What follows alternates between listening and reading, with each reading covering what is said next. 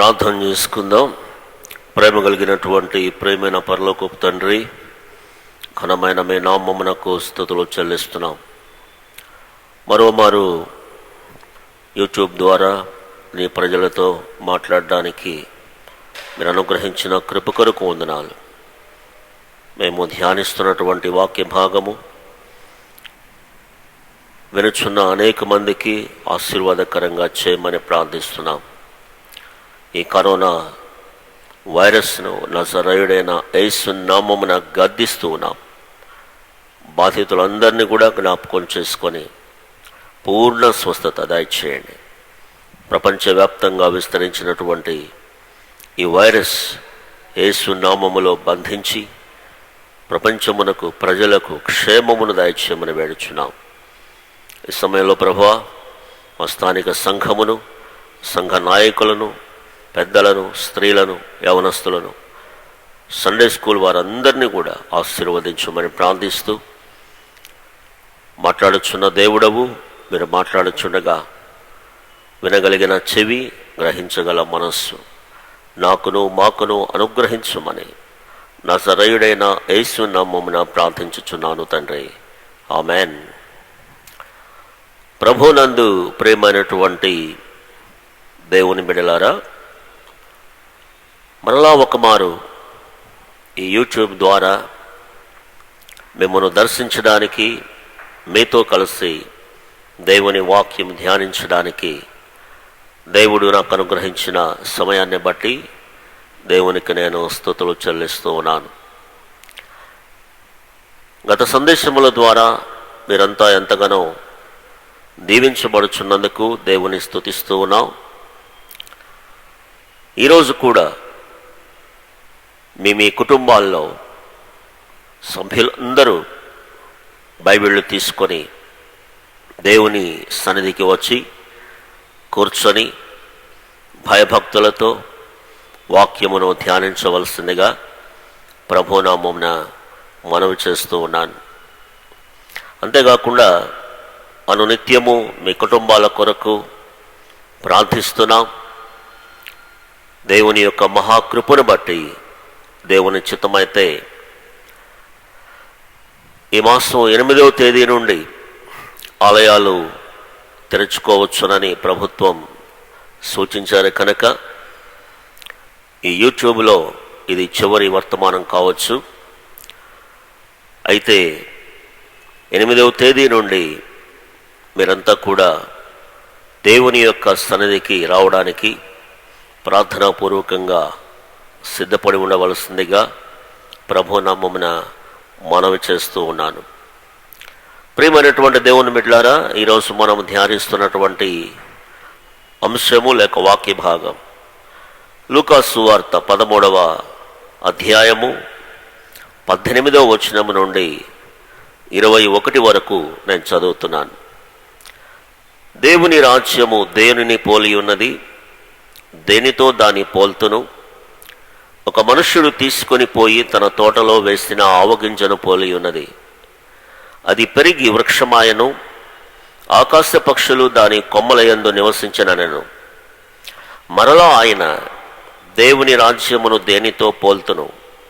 ఒక స్త్రీ తీసుకొని అంతయు పులిసి పొంగు వరకు 3 కుంచముల పిండిలో దాచిపెట్టిన పుల్లని పిండిని పోలి ఉన్నదని చెప్పెను. ప్రియమైనటువంటి దేవుని బిడ్డలారా, దేవుని రాజ్యము, ద కింగ్డమ్ ఆఫ్ గాడ్, దేవుని రాజ్యము, దీన్ని గ్రీకు భాషలో బస్సిలియా అంటారు. దేవుని యొక్క రాజ్యమును దేనితో నేను పోల్చాలి? యేసు ప్రభువారు ఆయన బోధించేటువంటి బోధనాంశములన్నీ కూడా ఆయన సాధారణమైనటువంటి ప్రజలు అర్థం చేసుకునేలాగా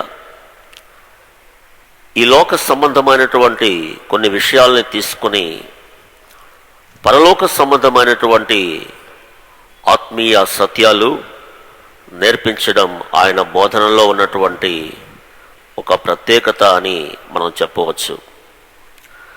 ఎందుకు అనంటే ఆయన ఉపమానము చెప్పి ఉపమానము ద్వారా ఆయన పరలోక సంబంధమైన సంగతులు ఆయన తెలియచేస్తాడు. ఇది ఆయన యొక్క టీచింగ్ మెథడ్, ఆయన యొక్క బోధన పద్ధతి అని మనము చెప్పుకోవచ్చు. కనుకనే ఆయన చెప్పేటువంటి ఆ ఉపదేశాలు ఆనాడు ఉన్నటువంటి సామాన్య ప్రజానీకం కూడా సులువుగా అర్థం చేసుకొని ఆయన మాటలు వినేదానికి తండోపతండములుగా వెళుతూ ఉంటారు. అది కూడా ఒక ప్రవచనాత్మకంగా వ్రాయబడిన మాట మీకు జ్ఞాపకం చేస్తాను. మత్తయి సువార్త 13వ అధ్యాయం 34-35 వచనాలు నేను చదువుతున్నాను, చూడండి. నేను నా నోరు తెరచి ఉపమాన రీతిగా బోధించెదను, లోకము పుట్టినది మొదలుకొని మరుగు చేయబడిన సంగతులను తెలియజెప్పెదను అని ప్రవక్త చెప్పిన మాట నెరవేరునట్లు యేసు ఈ సంగతులనన్నిటినీ జనసమూహములకు ఉపమాన రీతిగా బోధించెను. ఉపమానము లేక వారికేమీ బోధింపలేదు అనేటువంటి మాట మనం చూస్తున్నాం. కనుకనే దేవుని రాజ్యము అనేటువంటి ఈ గొప్ప విషయాన్ని సాధారణమైనటువంటి ప్రజలు కూడా అర్థం చేసుకునేలాగా బోధించదలిచాడు ప్రభు. అందుకే అంటున్నాడు, దేవుని రాజ్యము దేనిని పోలి ఉన్నది, దేనితో దాని పోల్తును అని చెప్పన్నాడు. మొట్టమొదటిగా ఒక ఉపమానం చెప్పాడు. ఒక మనుషుడు తీసుకొని పోయి తన తోటలో వేసిన ఆవగింజను పోలి ఉన్నది, అది పెరిగి వృక్షమయ్యింది అన్నాడు. ఈ పెరిగి వృక్షము వలె విస్తరించిన ఆవ చెట్టు వలె దేవుని రాజ్యం ఉన్నది అన్నాడు. రెండవది చూస్తే, ఒక స్త్రీ తీసుకొని అంతయు పులిసి పొంగు వరకు 3 కుంచముల పిండిలో దాచిపెట్టిన పుల్లని పిండిని పోలి ఉన్నది అని రెండవ పోలికను ప్రభువారు చెప్పారు. నేను సమయంలో మొదటి పోలికను గురించి మాట్లాడడం లేదు, కానీ రెండవ పోలికను గురించి మాట్లాడాలని ప్రేరేపించబడ్డాను. కాబట్టి ప్రభు చెప్పాడు, దేవుని రాజ్యము ఎలా ఉన్నది అంటే, ఒక స్త్రీ తీసుకున్నటువంటి 3 కుంచముల పిండిలో దాచిపెట్టిన పుల్లని పిండిని పోలి ఉన్నది అంటున్నాడు. సాధారణంగా పాలస్తీనా దేశంలో ప్రజలు రొట్టెలు భుజిస్తూ ఉంటారు. సో ఆ రొట్టెల్ని వారు చేసుకోవడానికి ఆ పిండిని పులియబెడతారు. మన దేశంలో కూడా ఏదైనా ఒక దోశ లేకపోతే ఇడ్లీ అలాంటిది వేయాలన్నప్పుడు పిండిని పులియబెడతారు, అప్పుడే అది చక్కగా వస్తుంది.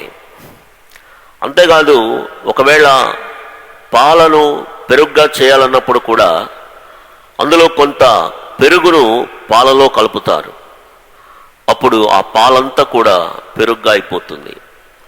సో పులిసినది కొంచెమే, కానీ ఆ కొంచెము పులిసిన దానిని ఎక్కువ పిండిలో కానీ ఎక్కువ పాలలో కానీ మనం దాన్ని మిక్స్ చేసినప్పుడు ఏమవుతుందంటే ఆ ముద్దంతా పులుస్తుంది, అది పొంగిపోతుంది.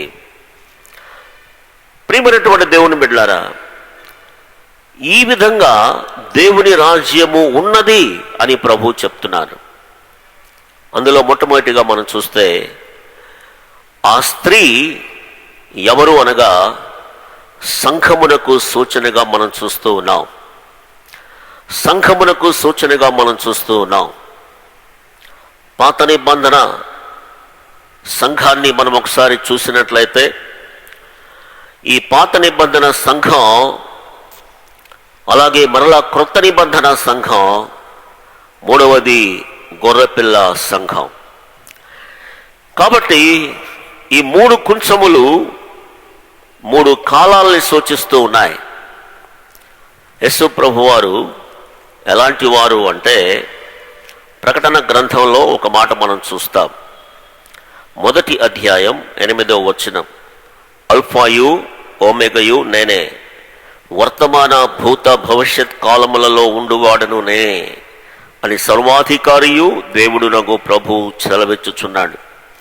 కాబట్టి ఆయన వర్తమానములో ఉన్న దేవుడు, భూతకాలములో ఉన్న దేవుడు, భవిష్యత్ కాలములో కూడా ఉండు దేవుడు ఆయన. కాబట్టి ఈ 3 కాలములు ఈ 3 కుంచముల పిండిని సూచిస్తూ ఉన్నాయి. కనుక మొదటిగా మనం చూసినట్లయితే ఆయన త్రిత్వమైనటువంటి దేవుడు, ఆయన త్రిత్వ స్వరూపుడు. ఎఫెసీయులకు వ్రాసినటువంటి పత్రిక 4వ అధ్యాయాన్ని మనము చూసినట్లయితే 4వ వచనంలో ఒక మాట ఉంటుంది, శరీరం ఒక్కటే, ఆత్మయు ఒక్కడే, ఆ ప్రకారమే మీ పిలుపు విషయమై ఒక్కటే నిరీక్షణ యందు ఉండుటకు పిలువబడితిరి. కాబట్టి ఆత్మ ఒక్కడే, పిలుపు కూడా ఒకటే, నిరీక్షణ కూడా ఒకటే.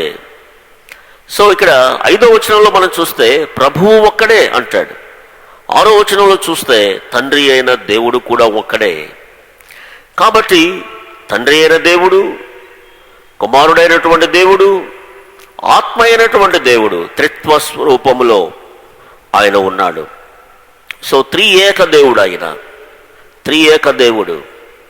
త్రియేక దేవుడు త్రికాలములలో అనగా వర్తమాన భూత భవిష్యత్ కాలములలో ఆయన ఏ రీతిగా తన కార్యాన్ని జరిగిస్తూ ఉన్నాడో, జరిగించాడో మనం చూస్తాం.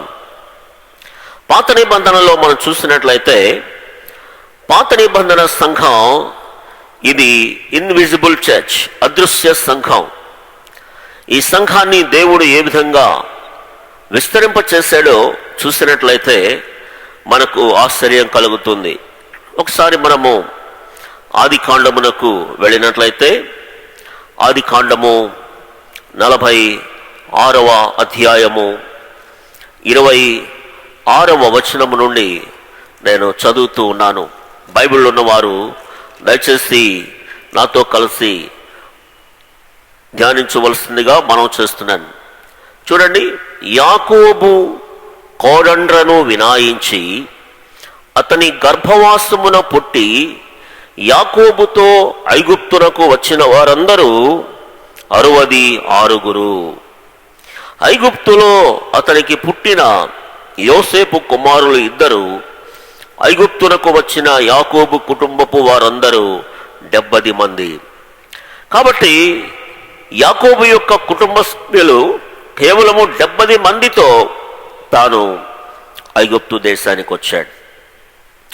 ఈ 70 మంది ఎంతగా విస్తరించారు ఐగుప్తులో అంటే చాలా ఆశ్చర్యం వేస్తుంది. చూడండి, నిర్గమకాండము 1వ అధ్యాయము 5వ వచనం నేను చదువుతున్నాను. యాకోబు గర్భమున పుట్టిన వారందరూ 70 మంది. అప్పటికి యోసేపు ఐగుప్తులో ఉండెను. యోసేపును అతని అన్నదమ్ములందరూ ఆ తరము వారందరూ చనిపోయిరి అనే మాట చూస్తున్నాం. కాబట్టి యాకోబు గర్భమును పుట్టిన వారందరూ 70 మంది అనే మాట మనం చూస్తూ ఉన్నాం. ఈ 70 మంది ఎంతగా విస్తరించారో మనం చూసినట్లయితే చూడండి, ఇంకా క్రింది భాగాన్ని నేను చదువుతూ ఉన్నాను. 7వ వచనానికి వస్తున్నాను. ఇశ్రాయేలీయులు బహుసంతానము గలవారై అభివృద్ధి పొంది విస్తరించి అత్యధికముగా ప్రబలిరి. వారు ఉన్న ప్రదేశము వారితో నిండి ఉండెను అనే మాట మనం చూస్తున్నాం. చూడండి, దేవుడు వారిని ఎంతగా దీవించాడు. ఐగుప్తులో కేవలం ఒక 70 మంది వ్యక్తుల్ని వారు బహుగా అభివృద్ధి పొందినట్లుగా, విస్తరించినట్లుగా, ప్రబలినట్లుగా, ఆ ప్రదేశం అంతా వారు నిండి ఉన్నట్లుగా దేవుడి వాక్యం సాక్ష్యమిస్తూ ఉంది. అంతేకాదు, ఈ ప్రజలు ఎలా ఉన్నారు అంటే అక్కడ ఉన్నటువంటి స్థానికంగా ఉన్నటువంటి ఐగుప్తీయులు అందరికంటే కూడా, ఈ 9వ వచనం చూడండి, ఇదిగో ఇశ్రాయేలు సంతతి అయిన ఈ జనము మనకంటే విస్తారముగాను బలిష్టముగాను ఉన్నది అంటున్నారు. వీరు విస్తరించారు, విస్తారంగా ఉన్నారు, బలము కలిగినటువంటి వారుగా ఉన్నారు. ఐగుప్తీయుల కంటే బలము కలిగినటువంటి వారుగా ఉన్నారు. అంతగా దేవుడు ఇశ్రాయేలు సంతతిని ఆశీర్వదించాడు. అంతేకాకుండా ఈ 12వ వచనాన్ని మనం చూస్తే, అయినను ఐగుప్తీయులు వారిని శ్రమ పెట్టిన కొలది వారు విస్తరించి ప్రబలిరి గనుక వారు ఇశ్రాయేలీయుల ఎడల అసహ్యపడిరి అనే మాట చూస్తున్నాం. ఇశ్రాయేలీయుల ఎడల అసహ్యపడ్డారు. కాబట్టి కొద్ది మందిగా వచ్చినటువంటి దేవుని ప్రజలు తమది కాని దేశములో ఎంతగా విస్తరించారో, ఎంతగా ప్రబలిపోయారో చూస్తే మనకు ఆశ్చర్యం వేస్తుంది.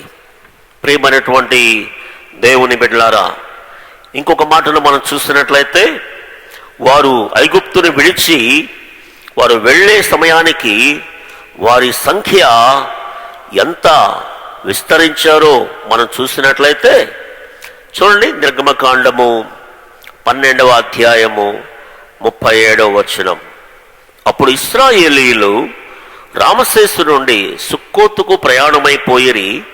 వారు పిల్లలు కాక కాల్బలము 6 లక్షల వీరులు అనే మాట.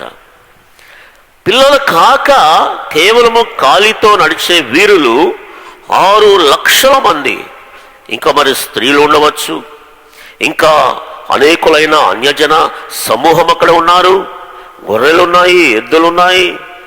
గొప్ప మందలతో, పశువుల మందలతో వారు ఐగుప్తును దాటి వెళ్ళారు. దేవుని బిడ్డలారా, 70 మంది అక్కడ 6 లక్షలకు పైచిలుకు ప్రజలెక్కడ. అంతగా దేవుడు వారిని ఆశీర్వదించాడు. అందుకే దేవుని రాజ్యము అది దేనితో పోల్చబడింది అంటే, ఒక స్త్రీ తీసుకొని 3 కుంచముల పిండిలో దాచిపెట్టిన పుల్లని పిండిని పోలి ఉన్నది అని ప్రభు చెప్పాడు. కాబట్టి వారు బయటకు వచ్చేటువంటి ఆ సమయంలో అంతగా వారు మరి విస్తరించినట్లుగా మనం చూస్తున్నాం. అంతేకాదండి, ఆ దేశపు రాజు ఫరో ఏం చెప్తున్నాడు చూడండి. నిర్గమకాండం 12వ అధ్యాయం 32వ వచనం. మీరు చెప్పినట్లు మీ మందలను మీ పశువులను తీసుకొని పోవుడి, నన్ను దీవించుడని చెప్పెను. ఐగుప్తీయులు అంటున్నారు, మనమందరము చచ్చిన వారము అని వారు అనుకుంటున్నారు. అందుచేత తమ దేశంలో నుండి ప్రజలను పంపుటకు త్వరపెట్టారు, వారిని బలవంతం చేశారు. దేవుని బిడ్డలారా, దేవుడు తన ప్రజల్ని ఎంతగా ఆశీర్వదించాడో మనం ఇక్కడ చూస్తూ ఉన్నాం. కాబట్టి పాత నిబంధన సంఘం ఎంతగా దీవించబడిందో.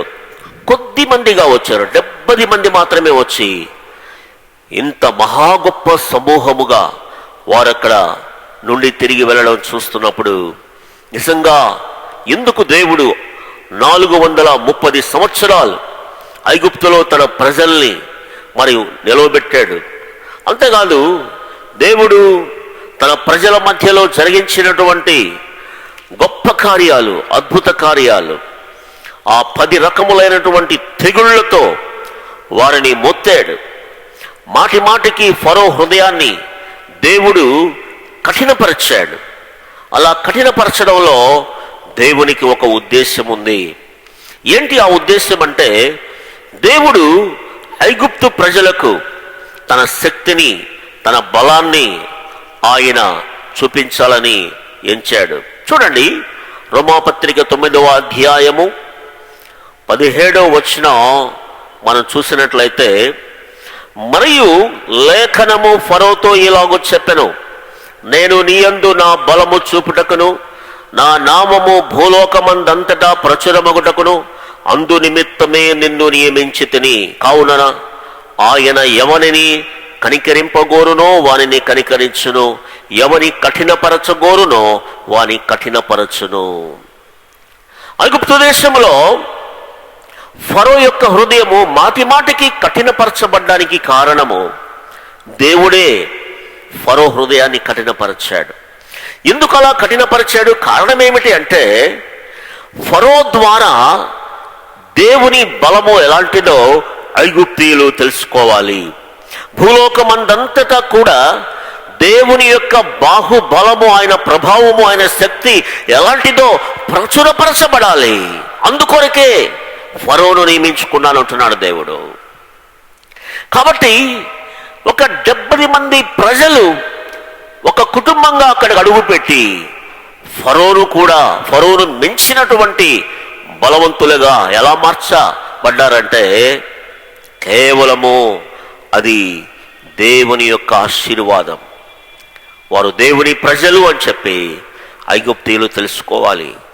వారు దేవుని ప్రజలు అని చెప్పి ఫరో తెలుసుకోవాలి. వారు ఆరాధించుచున్న దేవుడే వారి బలానికి కారణం.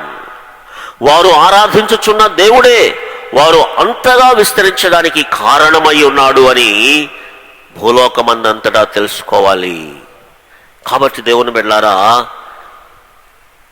3 కుంచముల పిండిలో దాచబడినటువంటి పుల్లని పిండిని పోలినట్లుగా కేవలం ఒక కుటుంబముగా వచ్చినటువంటి వీరు ఐగుప్తులో 430 సంవత్సరములు నివసించిన తదుపరి వీరి దేవుడెవరో, వీరు ఎవరిని ఆరాధిస్తున్నారో, ఆయన ఎలాంటి వాడో, ఆయన శక్తి, ఆయన ప్రభావము, ఆయన బాహుబలం ఎలాంటిదో అక్కడ ఉన్నటువంటి స్థానికులే కాదు, భూలోకమందంతటా ఉన్నటువంటి ప్రజలు తెలుసుకోవాలి. కాబట్టి దేవుడు తన ప్రజలను ఎందుకు ఈ లోకములో ఉంచాడు? ఎలా ఉంచాడు అంటే, దేవుని సంఘము ఎలాంటిది ఈ లోకంలో అంటే ఐగుప్తులో ఉన్నటువంటి యాకోబు కుటుంబము లాంటిది సంఘం. ఫరో అంటున్నాడు, అయ్యా మీరు వెళ్తూ ఉన్నారు, నన్ను దీవించిపోండి అయ్యా. ఏమండి, ఒకప్పుడు వీరిని అసహ్యించుకున్నారు వారు. మాకంటే వీరు బలిష్ఠులుగా ఉన్నారని చెప్పి అసూయ చెందారు. అలాంటి ప్రజలు వారిని విడిచిపెట్టి వెళుతున్నప్పుడు ఫరో అంటున్నాడు, అయ్యా నన్ను దీవించిపోండి. దీవించాలన్నప్పుడు ఎవరి నామములో దీవించబడాలి? వారు యెహోవా నామమున దీవించబడాలి. నన్ను దీవించిపోండి అయ్యా. దేవుని బిడ్డలారా, 3 కుంచముల పిండి ఇప్పుడు ఏమైతా ఉంది? ఆ కొంచెము పులిసిన పిండిని బట్టి ఐగుప్తు దేశమంతా కూడా యెహోవా దేవుని ఎదుట తమ శిరస్సు వంచారు. అందుకే ఫరో ఆ మాట అంటున్నాడంటే ఆయన ఐగుప్తు దేశం అంతటికి రాజు కాబట్టి ఐగుప్తు దేశం అంతటి తరఫున ఆయన రిప్రజెంట్ చేయడం మనం చూస్తూ ఉన్నాం. అందుకే ఆయన అంటున్నాడు, అయ్యా మీరు నన్ను దీవించి వెళ్ళండి. ప్రభునందు ప్రేమైనటువంటి దేవుని బిడ్డలారా, ఇది ఇన్విజిబుల్ చర్చ్ అనగా పాత నిబంధనలో మరి ఉన్నటువంటి ఒక గొప్ప సంఘం, దేవుని ప్రజలు, దేవుని సంఘం. ఇప్పుడు మనము నూతన నిబంధన సంఘానికి వచ్చినట్లయితే ఈ సంఘము ఏ విధంగా మరి విస్తరించిందో మనం చూస్తాం. ఈ యొక్క సంఘాన్ని స్థాపించినటువంటి వాడు ప్రభువే. అందుకే ఒక రోజున యేసు ప్రభువారు మరి శిష్యుల్ని అడుగుతూ ఉన్నాడు, నన్ను గురించి ఏమని ప్రజలు చెప్పుకుంటున్నారు అనేటువంటి ఆ ప్రశ్న అడుగుతూ ఉన్నాడు. ఒక్కొక్కరు ఒక్కొక్క విధంగా జవాబు చెప్పారు. కానీ పేతురు ఆయన అంటాడు, నీవు మరి సజీవుడమైనటువంటి దేవుని కుమారుడవు అంటాడు. ఎప్పుడైతే ఆ మాట ఆయన చెప్తాడో ప్రభువారు చెప్పినటువంటి మాట ఏంటంటే, ఇది దేవుడే నీకు బయలుపరిచాడు కాబట్టి ఇది ఈ బండ మీద నా సంఘాన్ని నేను కడతాను అనేటువంటి మాట యేసు ప్రభువారు చెప్పడం మనం చూస్తాం. కాబట్టి యేసు ప్రభువారు తన యొక్క సంఘాన్ని ఈ లోకములో ఆయన కట్టాడు.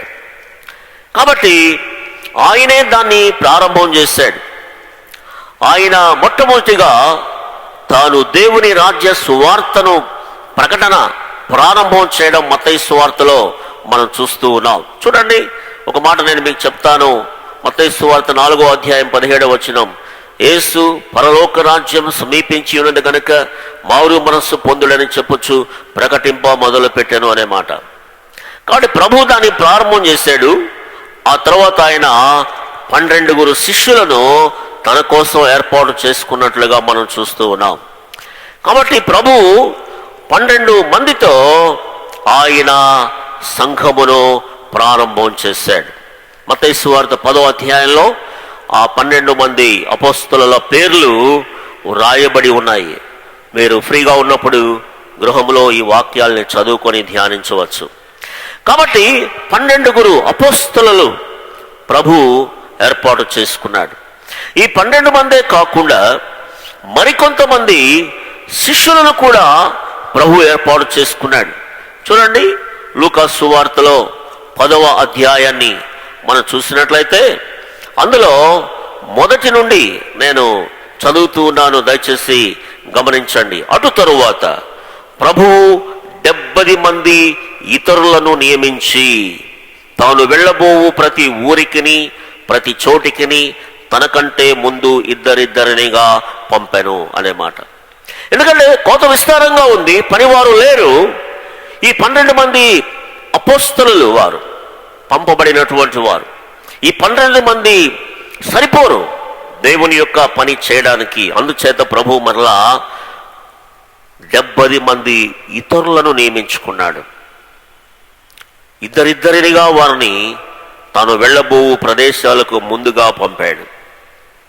వారు వెళ్ళిన తర్వాత వారు వచ్చి ప్రభుతో చెప్తున్నటువంటి మాట చూడండి. ఆ లూకా సువార్తలోనే 17వ వచనం నేను చదువుతున్నాను, 10-17.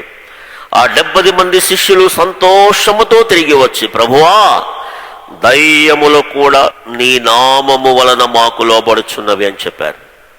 కాబట్టి ప్రభు ఒక్కడు రాజ్య సువార్తను ప్రారంభం చేశాడు. 12 మంది అపోస్తలులను ఏర్పాటు చేసుకున్నాడు, వారు శిష్యులయ్యారు. వారు మాత్రమే కాకుండా 70 మంది ఇతరులను కూడా ప్రభు నియమించుకున్నాడు. ఈ 70 మంది వారు వెళ్ళి దేవుని యొక్క విషయాల్ని వారు ప్రచురపరచడం మనం చూస్తూ ఉన్నాం. దయ్యములు కూడా లోబడుతున్నాయని చెప్పి సంతోషంతో తిరిగి వచ్చి చెప్పారు.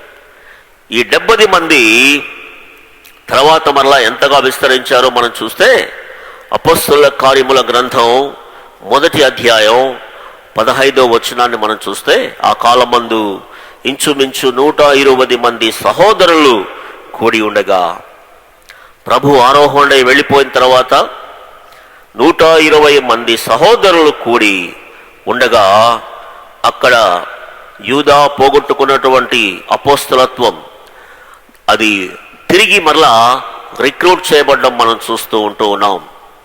ప్రభునందు ప్రియ దేవుని బిడ్డలారా, 120 మందిగా వారు విస్తరించారు. ఈ 120 తర్వాత పేతురు గారు చేసినటువంటి ఒకే ఒక ప్రసంగం ద్వారా ఏమయ్యారండి? చూడండి, అపోస్తలుల కార్యములు 2:41. కాబట్టి అతని వాక్యము అంగీకరించిన వారు బాప్తిస్మము పొందిరి. ఆ దినమందు ఇంచుమించు 3,000 మంది చేర్చబడిరి. 3,000 మంది అయిపోయారు. 3,000 మంది. ఇప్పుడు 6వ అధ్యాయం 7వ వచనానికి వస్తే, అపోస్తలుల కార్యములు 6వ అధ్యాయము 7వ వచనానికి వస్తే, అక్కడ దేవుని వాక్యము ప్రబలమై శిష్యుల సంఖ్య యెరూషలేములో బహుగా విస్తరించెను, మరియు యాజకులలో అనేకులు విశ్వాసమునకు లోబడిరి అనే మాట చూస్తున్నాం. కాబట్టి ఆ దినములలో శిష్యుల సంఖ్య విస్తరించుచున్నప్పుడు అనేటువంటి మాట కూడా 6:1 మనం చూస్తున్నాం. కాబట్టి అన్కౌంటబుల్ శిష్యులు దినదినము విస్తరిస్తూ ఉన్నారు. దినదినము వారు విస్తరిస్తూ ఉన్నారు. అందుకనే సంఘము విస్తరిస్తూ ఉంది. అపోస్తలుల కార్యములు 2వ అధ్యాయము మనం చూసినట్లయితే ఇందులో చూడండి 3,000 మంది ఈ 3,000 మంది మాత్రమే కాకుండా 47వ వచనం చూడండి. అపోస్తల కార్యములు 2:47, ఆనందముతోనూ నిష్కపటమైన హృదయముతోనూ ఆహారము పుచ్చుకొనుచుండిరి, మరియు ప్రభు రక్షణ పొందుచున్న వారిని అనుదినము వారితో చేర్చుచుండెను. కనుకనే శిష్యుల సంఖ్య విస్తరించింది. కనుకనే శిష్యులు అంతకంతకు మరి ప్రబలమై యెరూషలేములో సంఘము బహుగా విస్తరించినట్లుగా మనం చూస్తున్నాం. ప్రభువు ఒక్కడు దేవుని రాజ్య సువార్తను ప్రకటించడం ప్రారంభం చేసి ఆ ఒక్కని ద్వారా ఆయన తన సంఘాన్ని ఎలా విస్తరిస్తూ వెళ్ళాడో మనం చూస్తున్నాం. ఆ ఒక్కడు 12 మంది శిష్యులను ఏర్పాటు చేసుకున్నాడు. ఈ 12 మంది కాక 70 మంది ఇతరులు కూడా ఏర్పాటు చేయబడ్డారు. తర్వాత ప్రభువు ఆరోహణుడై వెళ్ళిపోయిన తర్వాత 120 మంది సహోదరులు వారు కూడి ప్రార్థించారు. ఆ తర్వాత పేతురు ప్రసంగం ద్వారా 3,000 మంది మరి సంఘంలో చేర్చబడ్డారు. ఆ 3,000 మంది తర్వాత ఇంకా దినదినము రక్షించబడుతున్న వారు సంఘంలో చేర్చబడుతూ వచ్చారు. అంతేకాదు శిష్యుల సంఖ్య యెరూషలేములో విస్తరించడం ప్రారంభమైంది. నూతన నిబంధన సంఘం ఏ విధంగా అది విస్తరిస్తూ ఉందో ప్రవచనాత్మకంగా మనం చూసినట్లయితే దానియేలు గ్రంథములో ఒక ప్రవచనం మనం చూస్తాం. దానియేలు గ్రంథము 2వ అధ్యాయము 34వ వచనం నేను చదువుతున్నాను, చూడండి. మరియు చేతి సహాయము లేక తీయబడిన ఒక రాయి ఇనుమును మట్టియు కలిసిన ఆ ప్రతిమ యొక్క పాదముల మీద పడి దాని పాదములను తుత్తునీయులుగా విరగగొట్టినట్టు తమకు కనబడెను. ఇది ఏమైపోయిందండి ఈ రాయి? చూడండి, ఇంకా మనం చదివినట్లయితే నెక్స్ట్ 35, అంతటా ఇనుమును మట్టియు ఇత్తడియు వెండియు బంగారమును ఏకముగా దంచబడి కళ్ళములోని చెత్తవలే కాగా వాటికి స్థలము ఎచ్చటను దొరకకుండా గాలి వాటిని కొట్టుకొని పోయెను. ప్రతిమను విరగొట్టిన ఆ రాయి సర్వభూతలమంత మహాపర్వతమాయను. అది సర్వభూతలమంత మహాపర్వతమైందంట ఒక్క చిన్న రాయి. ఏంటి ఆ రాయి? దేనికి సూచన అంటే చూడండి, దానియేలు గ్రంథం 2వ అధ్యాయం 44వ వచనం. ఆ రాజుల కాలములో పరలోకమందున్న దేవుడు ఒక రాజ్యము స్థాపించును, దానికెన్నటికి నాశనము కలగదు. ఆ రాజ్యము దాని పొందిన వారికి గాక మరెవరికి చెందదు. అది ముందు చెప్పిన రాజ్యములన్నిటినీ పగులగొట్టి నిర్మూలము చేయును, కానీ అది యుగ యుగముల వరకు నిలుచును. కాబట్టి దేవుని బిడ్డలారా, ఈ రాజ్యం అంతము లేని రాజ్యం. ఈ రాజ్యమే యేసు ప్రభు వారు ప్రారంభం చేశారు. ఇదే దేవుని రాజ్యము. ఈ రాజ్యము చిన్నదిగా ప్రారంభం చేయబడి అది ఎంతగా విస్తరిస్తూ ఉందో దానియేలు తన ప్రవచనంలో ముందుగానే సెలవిచ్చాడు. కాబట్టి దేవుని బిడ్డలారా, క్రీస్తు స్థాపించినటువంటి సంఘానికి మరణము లేదు.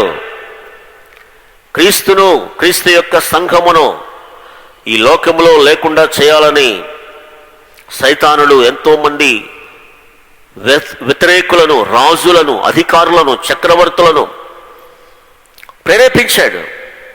వారి వలన ఎంతో హింస కలిగింది సంఘానికి. ఎంతోమంది క్రైస్తవులు, విశ్వాసులు మార్టైర్స్గా అనగా హతసాక్షులుగా మారిపోయారు. అయినా సరే దేవుని సంఘము అజరామరంగా అది ఇప్పటికీ సజీవంగా నిలిచి ఉంది. కారణం ఏంటంటే ఇది అంతము లేనటువంటిది. అందుకే ఈనాడు ప్రపంచంలో మనం చూసినట్లయితే వరల్డ్ వైడ్గా పాపులేషన్ ఎంత ఉందంటే 7.8 బిలియన్ల మంది ప్రపంచంలో ప్రస్తుతం ఉన్నారు. ఈ 7.8 బిలియన్లు అంటే 1 మిలియన్ అంటే 10 లక్షలు అయితే 1 బిలియన్ అంటే 100 కోట్లు. అంటే ఇక్కడ 7.8 బిలియన్ల మంది ప్రస్తుతం ప్రజలు ఉండగా, ఇందులో క్రైస్తవులు ఎంతమంది ఉన్నారు ప్రపంచంలో అంటే 2.3 బిలియన్స్ ఉన్నారు. అంటే ప్రపంచ జనాభాలో 31.4% క్రైస్తవులు ప్రపంచమంతా విస్తరించి ఉన్నారు. ఎందుకు నేను ఈ విషయాలు చెప్తూ ఉన్నానంటే, ఎలా ఉంది సంఘము, దేవుని సంఘము అంతము లేనటువంటిది, యుగముల వరకు ఉండేటువంటిది. ఈ సంఘం ఎలా ప్రభు పోల్చాడో చూడండి. ఆనాడే దేవుని రాజ్యమును నేను దేనితో పోలుస్తాను అంటే, ఒక స్త్రీ తీసుకొని 3 కుంచముల పిండిలో దాచిపెట్టినటువంటి పుల్లని పిండిని పోలి ఉన్నది అన్నట్లుగా దేవుని సంఘం ఈ లోకములో ఆ విధంగానే కార్యం జరిగిస్తూ ఉంది. దినదినము సంఘము బహుగా విస్తరిస్తూ ఉంది. ఎలా అంటే అది మర్మము. ఎఫెసీయులకు రాసినటువంటి పత్రికలో మనం చూసినట్లయితే ఇందులో సంఘమును గుర్చిన మర్మము చెప్తున్నాడు. ఎఫెసీ పత్రిక 5వ అధ్యాయం 31వ వచనం. ఈ హేతువు చేత పురుషుడు తన తండ్రిని తల్లిని విడిచి తన భార్యను హత్తుకొనును, వారిద్దరూ ఏక శరీరమగుదురు. 32వ వచనం. ఈ మర్మము గొప్పది అని చెప్పి ఇప్పుడు కుటుంబాన్ని ప్రక్కన పెట్టి దేన్ని ముందుకు తీసుకొస్తున్నాడు పౌలు భక్తుడు అంటే, నేను క్రీస్తును గూర్చియు సంఘమును గూర్చియు చెప్పుచున్నాను అంటున్నాడు. ఈ మర్మము క్రీస్తును గూర్చిన సంఘమును గూర్చిన మర్మము.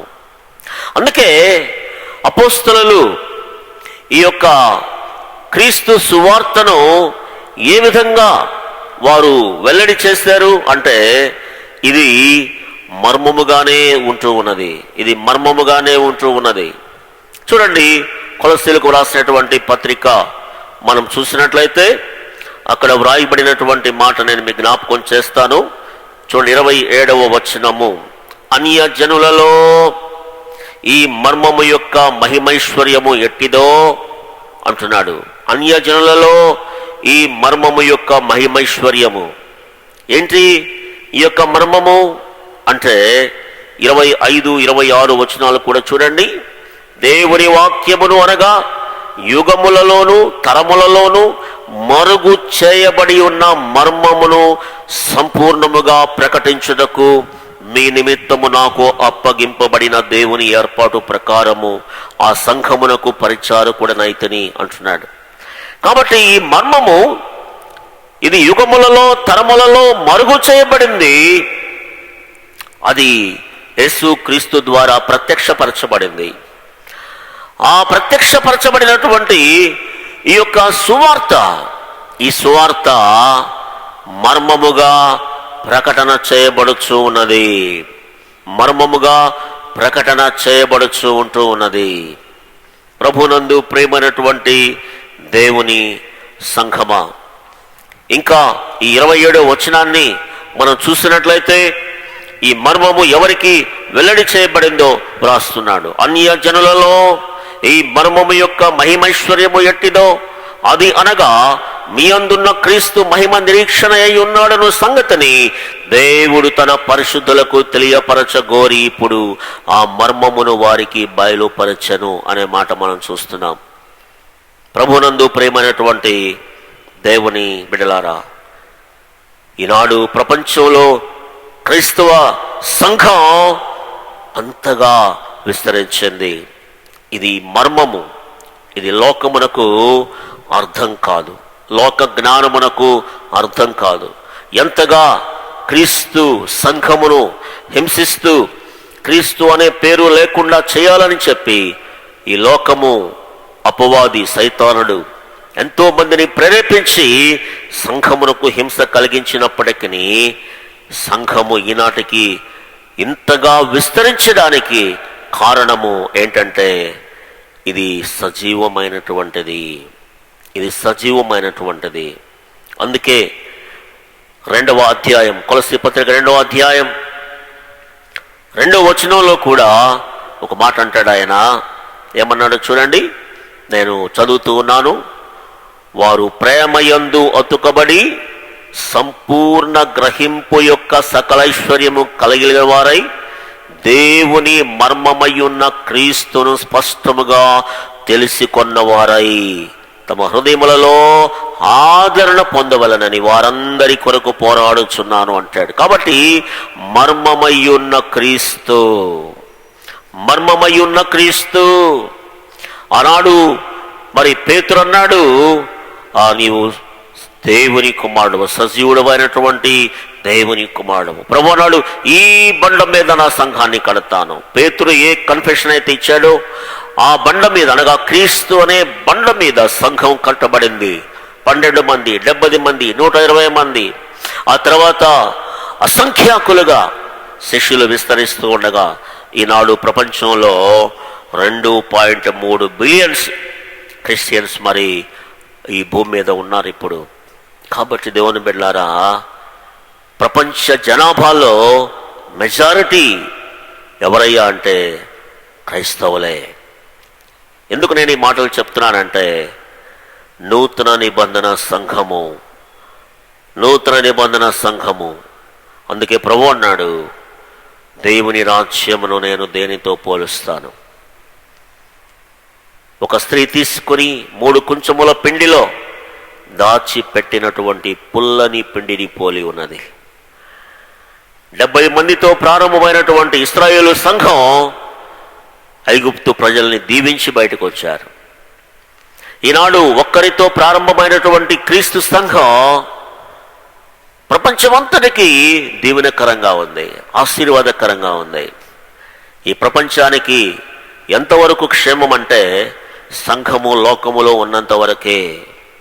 ఆ తర్వాత ప్రపంచంలో పరిస్థితులు చాలా మారిపోతాయి, ఎవరు ఊహించలేరు. కనుకనే సంఘాన్ని దేవుడు ఈ లోకములో ఎందుకు ఉంచాడు అంటే, ఈ సంఘం ద్వారా దేవుని కార్యాలు లోకం తెలుసుకోవాలి, ప్రపంచ అధికారులు తెలుసుకోవాలి. 3వది గొర్రెపిల్ల సంఘం. గొర్రెపిల్ల సంఘము. అయితే మీకు ఒక విషయం చెప్తాను. ఈ రోజున ఈ భూమి మీద ఉన్నటువంటి, ప్రపంచంలో నివసిస్తున్నటువంటి క్రైస్తవులందరూ కూడా దేవుని రాజ్యములో ఉంటారా, ఉండబోతారా అంటే అది చెప్పలేము. ఎందుకంటే యేసు ప్రభువారు దేవుని రాజ్యమును గురించి ఆయన తెలియచేస్తూ ఒక మాట చెప్పారు. 10 మంది కన్యకలు పెళ్లి కుమారుని ఎదుర్కోవడానికి సిద్ధంగా ఉన్నారు. కానీ 5 కొనికి నిద్రించారు, మిగతా 5 కూడా నిద్రించారు. మొత్తం 10 మంది కొనికి నిద్రించారు. కానీ జరిగినటువంటి విషయం ఏంటంటే, పెళ్లి కుమారుడు వస్తున్నాడు అన్నటువంటి సంగతి తెలియబడినప్పుడు వారు లేచి వారి యొక్క దీపములను సరిచేయడానికి వారు ప్రయత్నం చేశారు. కానీ అందులో బుద్ధి లేనటువంటి 5 దీపాలు ఆరిపోవడం మొదలుపెట్టాయి. అప్పుడు వారు వెళ్ళి ఈ మిగతా 5 దగ్గర, అయ్యా మాకు కొంచెం నూనె ఇవ్వండి, మా దీపాలు ఆరిపోతున్నాయి అన్నప్పుడు, మీకు మాకు ఇది సరిపోదు, మీరు వెళ్ళి కొనుక్కొచ్చుకోండి అన్నాడు. ఈలోగా ప్రభు రానే వచ్చాడు. ఆయన లోపల ప్రవేశించి తలుపు వేశాడు. ఆ తర్వాత బయటకు వెళ్ళినటువంటి వారు మరి వచ్చి వారు తలుపు కొడుతూ ఉన్నారు. మీరెవరో నాకు తెలియదు అని ప్రభు సమాధానం ఇస్తారు. కాబట్టి 10 మంది కన్యకల్లో 5 మాత్రమే ప్రభువుతో ఉండగలిగారు. సో 5:5 నిష్పత్తి. కాబట్టి లోకములో ఉన్న వారందరూ కూడా ఆ దేవునితో కూడా, ప్రభువుతో కూడా ఉంటారా అంటే సిద్ధపడినటువంటి వారు మాత్రమే ఉంటారు. సిద్ధపాటు లేనటువంటి వారు ఉండరు అనేటువంటి సత్యాన్ని నేను మీకు జ్ఞాపకం చేస్తున్నాను. ఎందుకంటే సమయం ఎక్కువ లేదు కనుక నేను ఆ యొక్క వాక్య భాగాన్ని మీకు ఇంకా ఎక్కువగా వివరించడానికి నాకు సమయం లేదు. కాబట్టి మీరు గమనించండి, గొర్రెపిల్ల సంఘం. ఈ గొర్రెపిల్ల సంఘం అంటే మనం చూస్తూ ఉన్నాం, మరి ప్రకటన గ్రంథం 21వ అధ్యాయం 2వ వచనాన్ని నేను చదువుతున్నా చూడండి. నేను నూతనమైన యెరూషలేమును, ఆ పరిశుద్ధ పట్టణము, తన భర్త కొరకు అలంకరింపబడిన పెళ్లి కుమార్తె వలె సిద్ధపడి పరలోకమందున్న దేవుని యొద్ద నుండి దిగి వచ్చుట చూచితిని. నూతనమైన యెరూషలేము. ఎవరు ఇందులో ఉంటారు? ఎవరు ఇందులో ఉంటారు? ఎవరి నూతనమైన యెరూషలేము అంటే చూడండి, దీనికి ఇంకొక పేరు కూడా ఉంది. 9వ వచనం చూడండి. అంతటా ఆ కడపటి 7 తెగుళ్లతో నిండిన 7 పాత్రలను పట్టుకొని ఉన్న 7 దేవదూతలలో ఒకడు వచ్చి, ఇటు రమ్ము, పెండ్లి కుమార్తెను అనగా గొర్రె పిల్ల అనగా ప్రభువు యొక్క భార్యను మీకు చూపెదనని నాతో చెప్పి. కాబట్టి ఈ యొక్క నూతన యెరూషలేము పెళ్లి కుమార్తె వలె అలంకరించబడింది. గొర్రె పిల్ల యొక్క భార్య నూతన యెరూషలేము. ఈ యెరూషలేము ఎలాంటిది అంటే అంతా కూడా ఎంతో మహిమతో కూడింది, పరిశుద్ధమైనది. దాని యొక్క ప్రభావం ఎలా ఉంది అంటే, దాని ప్రాభవము మనం చూస్తే 12వ వచనంలో అంటాడు, ఆ పట్టణమునకు 12 గుమ్మములున్నాయి, ఆ గుమ్మముల దగ్గర 12 దేవదూతలు ఉన్నారు.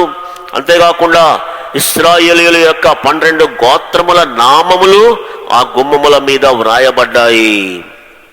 కాబట్టి మనం చూస్తూ ఉన్నాం. ఇంకా మనం చూస్తే 14వ వచనంలో ఆ పట్టణపు ప్రాకారము 12 పునాదులు కలిగింది అంటాడు.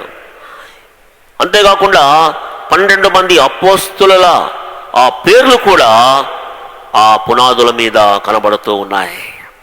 కాబట్టి ఎంత గొప్ప ప్రాభవముతో కూడినటువంటిదో ఈ పట్టణము. ఈ పట్టణము గొర్రెపిల్ల యొక్క భార్య. ఈ పట్టణము నూతన యెరూషలేము. ఇది పరిశుద్ధమైనటువంటి పట్టణము. ఇందులో ఎవరు ప్రవేశిస్తారు అంటే ఈ లోకములో క్రైస్తవులని పేరు పెట్టుకున్న వారందరూ కాదండి. వారందరూ కాదు. ఎవరు అంటే అదే ప్రకటన 21:27 చూడండి. గొర్రె పిల్ల యొక్క జీవ గ్రంథమందు వ్రాయబడిన వారే దానిలో ప్రవేశింతురు గాని నిషిద్ధమైనదేదైనను, అసహ్యమైన దానిని, అబద్ధమైన దానిని జరిగించువాడైనను దానిలోనికి ప్రవేశింపడు. కాబట్టి ఎవరు ఈ గొర్రెపిల్ల? ఎవరుంటారు ప్రభుతో కూడా అంటే జీవ గ్రంథమందు వ్రాయబడిన వారు. నిషిద్ధమైనది, అసహ్యమైనది, అబద్ధమైనది జరిగిస్తూ, అపవిత్రంగా జీవిస్తూ, సిద్ధపాటు లేకుండా, మెలకువ లేకుండా ఎవరైతే ఉంటారో వారు విడిచిపెట్టబడతారు. కాబట్టి క్రైస్తవుడు అని చెప్పి పేరు పెట్టుకున్నంత మాత్రం చేత సరిపోదు, కానీ దానికి తగినటువంటి జీవితం జీవించాలి. అలాంటి పరిశుద్ధమైన జీవితం నువ్వు జీవిస్తూ ఉన్నావా? ప్రభు రాకడ దినాల్లో మనం ఉంటున్నామని మనం గుర్తుపెట్టుకోవాలి. ఎందుకో తెలుసా? ప్రభు చెప్పినటువంటి సూచనలు జరుగుతూ ఉన్నాయి. ఈ కరోనాతో వేల సంఖ్యలో, లక్షల సంఖ్యలో ప్రపంచవ్యాప్తంగా ప్రజలు చనిపోతున్నారు. ఎంతమంది రక్షించబడ్డారో, ఎంతమంది రక్షించబడలేదో తెలియదు. రష్యా దేశంలో ఒక క్రొత్త బగ్, ఒక పురుగు, అది ప్రజల్ని పట్టుకొని రక్తం పీలుస్తూ ఉందట. మరోవైపు మిడతల దండు దాడి చేస్తూ ఉంది, పంటను తినివేస్తూ ఉంది. పంట లేకపోతే ప్రజలేం తింటారు? కరువు వస్తుంది. మరోవైపున యుద్ధ వాతావరణము అమెరికా దేశానికి, చైనా దేశానికి భయానకమైనటువంటి పరిస్థితుల్లో మనం జీవిస్తున్నాం. ఈ గొర్రెపిల్ల సంఘముగా నీవు ఉండాలి అంటే నీవు దేవుని భయము కలిగి ఉండాలి, మెలకువ కలిగి ఉండాలి. ప్రభు ఎప్పుడు వస్తాడో తెలియదు కాబట్టి మెలకువ కలిగి ఉండాలి. అప్పుడు మాత్రమే ఆ గొర్రెపిల్ల సంఘంలో నీవు ఉండగలవు. కాబట్టి దేవుని రాజ్యమును, దేనితో నేను పోలుస్తాను? ఒక స్త్రీ తీసుకొని 3 కుంచముల పిండిలో దాచబడిన పుల్లని పిండిని పోలి ఉన్నది. ఈ పుల్లని పిండి ఏం చేస్తా ఉందంటే ఈ 3 కుంచముల పిండిని పులియబెడుతుంది, అది పొంగబెడుతుంది. కాబట్టి ఈనాడు క్రైస్తవ సంఘం ఇది అజరామరమైనది, మరణము లేనటువంటిది, సజీవమైనటువంటిది, యుగ యుగములు ఉండేటువంటిది దేవుని సంఘం. అదే దేవుని రాజ్యం.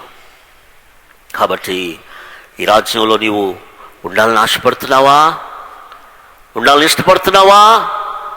అలాగైతే ఇదే నీకు అనుకూలమైన సమయం. యేసు నీ కొరకు, నీ పాపం కొరకు ఆ శిలువ మ్రాను మీద తన అమూల్యమైనటువంటి పరిశుద్ధమైనటువంటి రక్తాన్ని చెందించాడు. ఆయన నిన్ను కొనడానికి ఇష్టపడుతున్నాడు. కాబట్టి నేడు అను సమయం ఉండగానే నీ పాపముల విషయంలో పశ్చాత్తపడి, నీ పాపములు ఒప్పుకొని విడిచిపెట్టి మారు మనస్సు నిమిత్తమై నీటి మూలముగా బాప్తిస్మం పొంది సంఘ సహవాసములో చేర్చబడి వాక్యములో, ప్రార్థనలో, విశ్వాసములో ఎదుగుతూ ప్రభు రాకడ కొరకు నిరీక్షించేవాడుగా ఉన్నట్లయితే అప్పుడు నీ జీవితం ధన్యమవుతుంది. కాబట్టి ఈ లోకములో ఎన్నో రాజ్యాలు ఉన్నాయి, గొప్ప గొప్ప సూపర్ పవర్స్ ఎన్నో ఉన్నాయి లోకంలో. ఆ రాజ్యాలన్నీ నశించిపోయాయి, కాలగర్భంలో కలిసిపోయాయి, చరిత్రలో కలిసిపోయాయి. కానీ దేవుని రాజ్యానికి అంతము లేదు. దేవుని రాజ్యానికి అంతము లేదు. ఈ అంతము లేనటువంటి నిత్యము ఉండేటువంటి రాజ్యములో నీ ఉండాలని ఆశపడితే యేసుక్రీస్తును విశ్వసించు, ఆయన దగ్గరకు రా, ఆయన సన్నిధిలో నీ పాపాలను ఒప్పుకో, విడిచిపెట్టు, బాప్తిస్మం పొంది సంఘంలో చేర్చబడి ప్రభు బిడ్డగా జీవించు. దేవుడు నీకు నిత్య జీవాన్ని వాగ్దానం చేస్తున్నాడు. దేవుడు అట్టి కృప ప్రతి ఒక్క బిడ్డకు అనుగ్రహించాలని నా ప్రార్థన. May God bless you all. చిన్న ప్రార్థన చేసుకుందాం, తలలో వచ్చుదాం. ప్రేమగల తండ్రి, మహోన్నతుడా, మీకు వందనాలు. త్రికాలములలో త్రియేక దేవుడుగా నాయనా సంఘాన్ని ఎలా మీరు మరి వాడుకున్నారో మేము చూస్తూ ఉన్నాం. నీ ప్రజల పక్షంగా నీవు ఎలా పనిచేస్తున్నావో చూస్తున్నాం. పాత నిబంధన సంఘం 70 మందితో ప్రభు ఐగుప్తులోనికి వచ్చారు. నాయన వెళ్ళేటప్పుడు 6 లక్షల మంది వెళ్ళారు. నాయన ఈ ఒక్కడవే దేవుని రాజ్య సువార్తను ప్రారంభం చేశావు. 12 మంది, 70 మంది, 120 మంది, 3,000 మంది అసంఖ్యాకంగా శిష్యులు విస్తరిస్తూ ఉన్నారు. ఈనాడు ప్రపంచవ్యాప్తంగా నా తండ్రి మరి క్రైస్తవ విశ్వాసులు నాయన విస్తారంగా ఉన్నారు. అంతము లేనటువంటి మీ రాజ్యాన్ని బట్టి మీకు వందనాలు. అయితే లోకములో ప్రస్తుతం క్రైస్తవులని పేరు పెట్టుకున్నటువంటి వారందరూ కూడా గొర్రెపిల్ల సంఘంలో ఉండలేరని నీ వాక్యం ద్వారా నేర్చుకున్నాం. కాబట్టి ఎవరు ఉంటారు? 5:5 నిష్పత్తి ప్రకారంగా ప్రభువా 5 విడిచిపెట్టబడ్డారు, 5 మాత్రమే మీతో ఉండగలిగారు. సగానికి సగం మందిని ఆయన నశించిపోయారు. అలాగా కాకుండా వారు కూడా నాయన మెలకువగలిగి బుద్ధి కలిగిన కన్యకల వలె తమ ఆత్మీయ జీవితాల్ని కాపాడుకోవడానికి సహాయం చేయండి. ఈ 5 మాత్రమే కాకుండా ఇంకా అసలు సువార్త వినని వారు, రక్షణ లేని వారు, మీ రాజ్యముని గురించి అసలు తెలియబడినటువంటి వారు కూడా అనేకులు ఉన్నారు. అలాంటి వారి కోసం కూడా ప్రార్థిస్తున్నాం. అలాంటి వారికి కూడా ప్రభువా ఈనాడు సంఘమునైనా మరి సాక్ష్యాన్ని అందిస్తూ ఉండగా, సువార్తను ప్రకటిస్తూ ఉండగా భూదిగంతి నివాసులు అందరూ కూడా ప్రభువా నీ వైపు చూచి రక్షణ పొందడానికి, మీ రాజ్య వారసులుగా మార్చబడడానికి సహాయం చేయమని ప్రార్థిస్తూ నజరేయుడైన యేసు నామమున ప్రార్థించి అడుగుచున్నాను తండ్రి, ఆమేన్. మన ప్రభువును రక్షకుడునైన యేసుక్రీస్తు నామమున ప్రార్థనా మందిరం సంఘస్థులందరికీ వందనములు, శుభములు. వచ్చే ఆదివారం అనగా 14/5/2020 నుండి మనం సంఘంగా కూడుకున్నప్పుడు తీసుకోవాల్సిన జాగ్రత్తలు. ప్రభుత్వం వారు కొన్ని జాగ్రత్తలు పాటించవలసిందిగా మనకి ఇన్స్ట్రక్షన్స్ ఇచ్చింది. దాని ప్రకారం మనము నడుచుకునాలని మన ప్రార్థనా మందిరం సభ్యులందరికీ కోరుచున్నాను. ఫస్ట్ దగ్గు, జలుబు, జ్వరము, ఆయాసము లాంటివి ఉన్నవాళ్ళు దయచేసి తగిన పరీక్షలు చేయించుకొని అవి సాధారణమైనవి మాత్రమే అని తెలిసిన తర్వాతనే ఆరాధనకు రావాలి. కేవలం సంఘం యొక్క క్షేమం కోసమే ఈ యొక్క నియమం. ప్రతి ఒక్కరూ మాస్కులు ధరించి రావాలి. ఎవరి వాటర్ బాటిల్ వారు తెచ్చుకోవాలి. చర్చ్ బిల్డింగ్ ఎంట్రన్స్లోనే ఒక శానిటైజర్ పెట్టుకొని వచ్చిన వారు దానిలో చేతులు శుద్ధి చేసుకున్న తర్వాత మాత్రమే లోపలికి రావాలి. చర్చ్ బిల్డింగ్ లోపల అందరూ కూర్చున్నప్పుడు వీలైనంత సోషల్ డిస్టెన్స్ పాటించాలి. ఇది చాలా ముఖ్యమైనది. ప్రభు వల్ల తయారు చేసేవారి పంచిపెట్టే వారి ఆరోగ్య పరిస్థితి కూడా బాగుండాలి. దగ్గు, జలుబు, జ్వరము లాంటి లక్షణాలు ఉన్నవారు ఈ పనికి దూరంగా ఉంటే మంచిది. రొట్టె ఆరోగ్యంగా ఉన్నవారు వారే విరిచి తీసుకునే ప్రతి ఒక్కరికి పంచి ఇస్తే మంచిది. అది మీ దగ్గరికి వచ్చినప్పుడు మీరు విరచకూడదు. వీళ్ళే డీకనెన్సెస్ కానీ వాళ్ళు మాత్రమే విడిచి మీకు ఇస్తారు. అది మీరు తీసుకునాలి. ఎందుకంటే వాళ్ళు ఇక్కడ శానిటైజర్ చేసుకొని శుద్ధి చేసుకొని వచ్చి ఉంటారు కాబట్టి మీరు మాత్రం విరవకూడదు. తర్వాత పంచిపెట్టే ముందు వారి చేతులు శానిటైజర్తో శుద్ధి చేసుకోవాలి. ఎవరికి వారు విరవడం మంచిది కాదు. గ్లౌజులు అంటే పంచిపెట్టే వాళ్ళు గ్లౌజులు తప్పకుండా వేసుకుంటే మంచిది. కానుకలు పట్టిన తర్వాత వాటిని లెక్కించేవారు నోటితో లాలాజలం సహాయంతో లెక్కించవద్దు. లెక్క పెట్టిన తర్వాత మీ చేతులు శుద్ధి చేసుకోవాలి. గ్లౌజులు తప్పకుండా వేసుకుంటే మంచిది.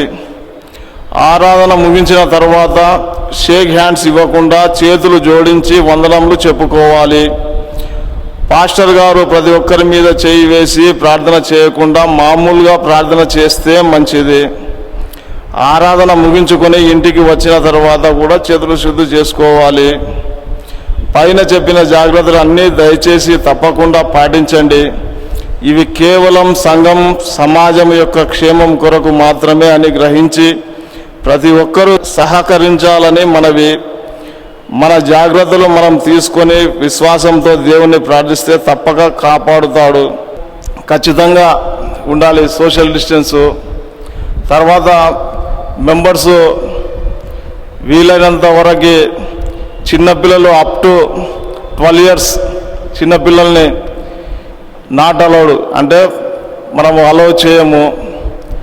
తర్వాత పెద్దల వారి యొక్క ఆరోగ్య పరిస్థితిని బట్టి వస్తే మంచిది.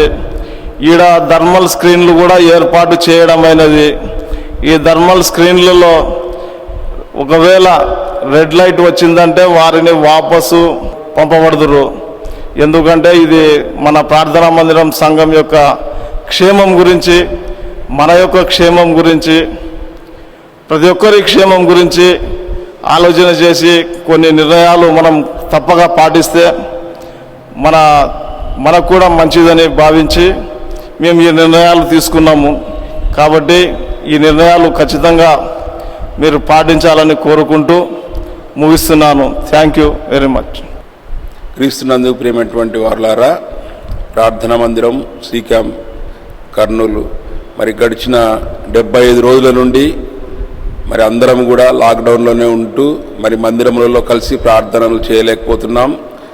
మరి ప్రభుత్వ ఉత్తర్వుల మేరకు 14వ తారీఖు నుండి ప్రార్థనా మందిర సంఘము మరి ప్రారంభించబడబోతున్నాం ఆరాధనలు. మరి మన సంఘ అధ్యక్షులు శ్రీ కె నెహమ్యా గారు చెప్పినటువంటి కమిటీ తీసుకున్నటువంటి నిర్ణయాలన్నింటినీ కూడా, ఆయన చెప్పినటువంటి సలహాలు సూచనలన్నీ కూడా మనం అందరం కూడా తప్పకుండా పాటించి వాటిని ముందుకు తీసుకెళ్లాలని ప్రభువైన యేసుక్రీస్తు నామమున మనవి చేస్తూ ముగిస్తున్నాను. ప్రార్థన చేసుకున్నాను. ప్రేమ కృపా కనికరము గల మా ప్రియ పరలోక తండ్రి, నీ పరిశుద్ధమైన శ్రేష్టమైన ఉన్నతమైన నామాన్ని బట్టి నీ పాదములకు స్తుతులు స్తోత్రములను చెల్లిస్తున్నాను. గడిచిన 75 రోజులలో ప్రభువా లాక్డౌన్లో ఉన్నప్పటికీ నీ ప్రభువా మరి కొద్దిమంది చేరి నీ నామను కనపరచు, నీ నామను స్తుతించుటకు నీవు ఇచ్చినటువంటి ధన్యతను బట్టి నీకు వందనాలు స్తోత్రాలు చెల్లిస్తున్నాను. మా సంఘ విశ్వాసులందరి కొరకు ప్రత్యేకంగా ప్రార్థన చేస్తున్నాను దేవా. మరి ప్రతి ఒక్కరికి నువ్వు ఇచ్చినటువంటి క్షేమము భద్రతను బట్టి నీకు వందనాలు స్తోత్రాలు చెల్లిస్తున్నాను. అదేవిధంగా ప్రభావ మా దేశము, మా రాష్ట్రము, మా కర్నూలు పట్టణ ప్రాంతం కొరకు కూడా ప్రార్థన చేస్తున్నాను.